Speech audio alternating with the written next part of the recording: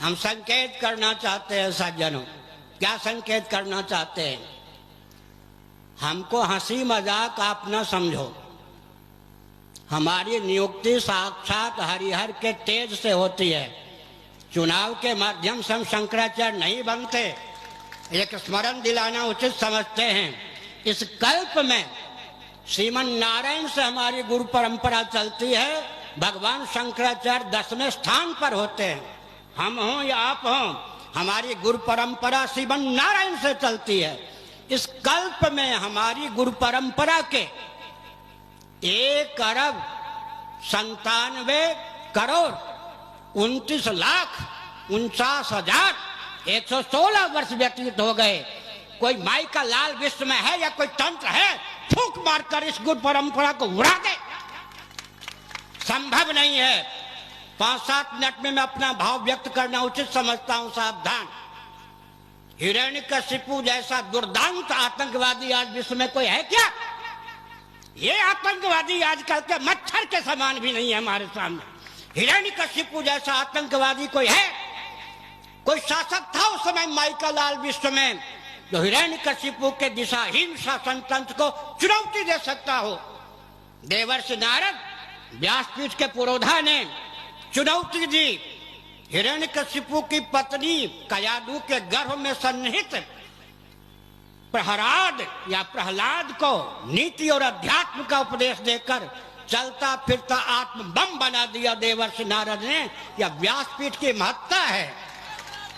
किसी प्रधानमंत्री से, सुनिए, किसी प्रधानमंत्री से कोई प्रस्ताव मेरा तो नहीं हो सकता है, आदेश हो सकता है। यह कहा जा सकता है अगर हमारी भावना की रक्षा नहीं करोगे तो हम रसातल में तुम्हें पहुंचाने के लिए पर्याप्त हैं। हमारे साथ गुरुओं का तेज है, हरिहर का तेज है। सुनिए, प्रहलाद ने ना तो गोली का प्रयोग किया न गोली का प्रयोग किया।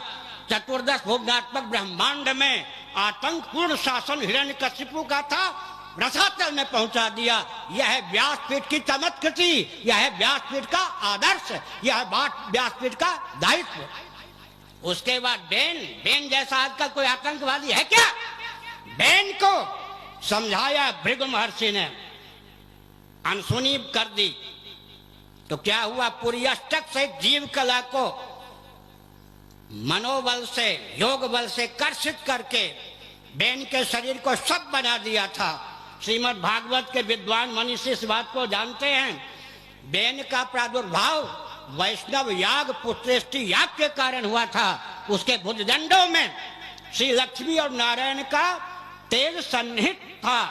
माता की परंपरा से कालुष्य के कारण वह छिपा हुआ था। योग बल से भृगु महर्षि ने भुजदंडों का मंथन करके जैसा राजा चाहिए था भारत को नहीं पूरे विश्व को, जैसी रानी चाहिए थी प्रकट करके दिखा दिया। हम राजा बनाना जानते हैं, हम रानी देना जानते हैं, किसी प्रधानमंत्री के मोहताज नहीं होते, किसी प्रधानमंत्री से हमारी कोई मांग नहीं होती है।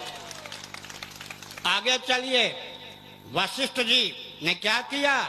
रावण के आतंक के सामने कौन टिक सकता था? दूसरा कोई शासक से चुनौती देने वाला नहीं था। व्यासपीठ के पुरोधा वशिष्ठ जी ने, विश्वामित्र जी ने, अगस्त्य जी ने व्यूह रचना की। भगवान रामभद्र को प्रकट करके दिखा दिया।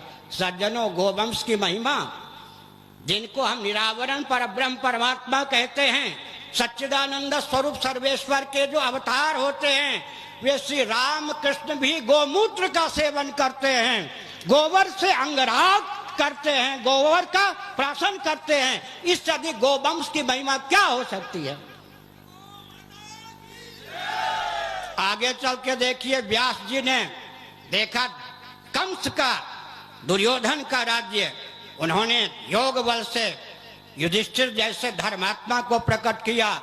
साक्षात निरावरण परब्रह्म परमात्मा श्री कृष्णचंद्र को अभिव्यक्त किया। जैसा शासक चाहिए था विश्व को युधिष्ठिर के रूप में प्रदान किया। आगे आइए, कलिकाल में हमारी व्यास गद्दी भी दिशाहीन हो गई थी, बौद्धों के हाथ में चली गई थी। हमारा शासन तंत्र भी बौद्धों के हाथ में चला गया था। लेकिन भगवत पाद शंकराचार्य महाभाग ने, कुमारिल भट्ट महाभाग ने ऐसी स्वस्थ व्यूह रचना की। धर्मराज युधिष्ठिर के वंश में प्रकट सुधन्मा का हृदय शोधन किया। सार्वभौम सनातन सम्राट के रूप में सुधन्मा को अभिव्यक्त किया। चारों धामों में चतुष्पीठ की संरचना कर धर्म नियंत्रित पक्षपात विहीन शोषण विनिर्मुक्त सर्वहितप्रद सनातन शासन तंत्र की स्थापना की। किन्होंने? भगवत पाद शिवावतार शंकराचार्य महाभाग ने।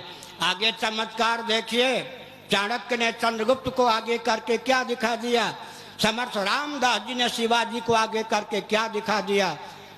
5-7 मिनट हम आपका लेना चाहते हैं, स्वयं अपना देना भी चाहते हैं। 2 टूक शब्दों में अगर कहें तो अंग्रेजों की कूटनीति का मारा हुआ